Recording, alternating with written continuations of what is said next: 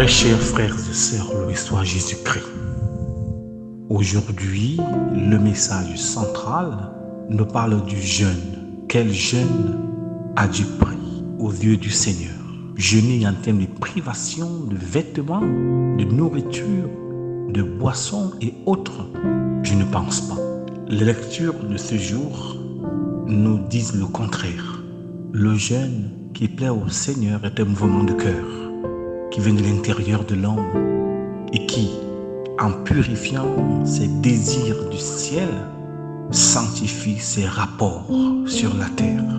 Alors jeûner serait alors s'engager dans une recherche permanente de trouver par sa vie un espace pour ses frères, pour ses sœurs dans son cœur. Et surtout plaire à Dieu, plaire au Seigneur. Jeûne et jeûne encore d'une manière superficielle. Ton jeûne n'a rien à voir avec la religion. Il n'est qu'une dimension de religiosité qui te fait agir pour paraître. Mais le jeûne qui vient du cœur, le jeûne qui transforme tes rapports, les rapports avec le ciel, les rapports avec la terre, dans ces deux dimensions de notre existence, voilà ce qui plaît à Dieu. Et ce jeûne pourrait donc se résumer par exemple en artisan de paix, apport de la miséricorde, en réconciliation, en pardon donné et reçu, en évitant au maximum la calomnie, les médisances, en évitant de faire le mal à son prochain. Voilà le jeûne, le véritable jeûne, la tension réelle qui est celle du carême.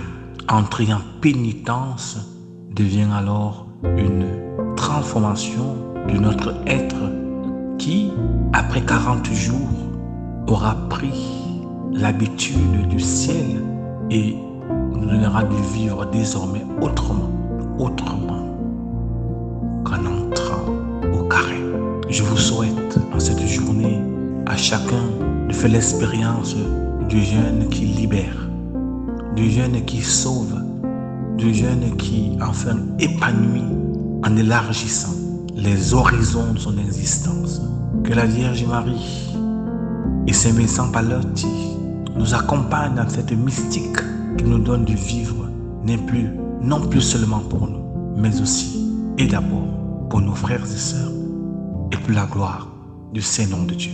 Que ce Dieu vous bénisse, au nom du Père et du Fils et du Saint-Esprit. Amen.